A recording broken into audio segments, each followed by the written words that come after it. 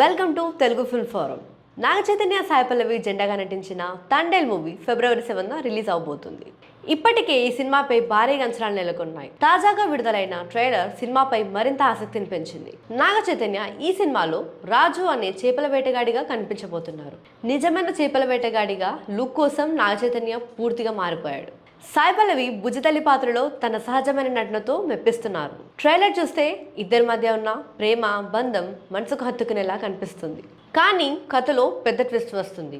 రాజు పొరపాటున పాకిస్తాన్ సముద్రంలోకి వెళ్ళిపోతాడు. అక్కడ అతన్ని పాకిస్తాన్ ఆర్మీ అరెస్ట్ చేస్తుంది. ఈ ట్రైలర్ చూసినప్పుడు అతని బాధ మనసుకు స్పష్టంగా తెలుస్తుంది.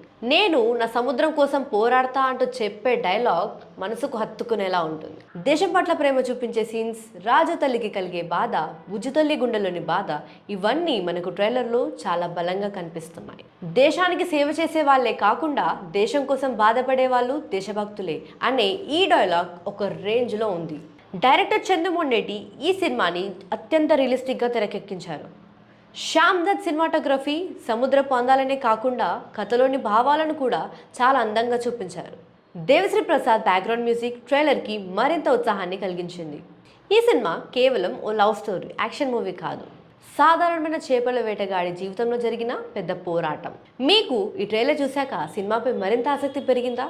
అయితే మీ అభిప్రాయాలను మా కామెంట్ రూపంలో తెలియజేయండి. మరిన్ని అప్డేట్స్ కోసం సబ్స్క్రైబ్ చేసుకోండి తెలుగు ఫిల్మ్ ఫోరం ఛానల్.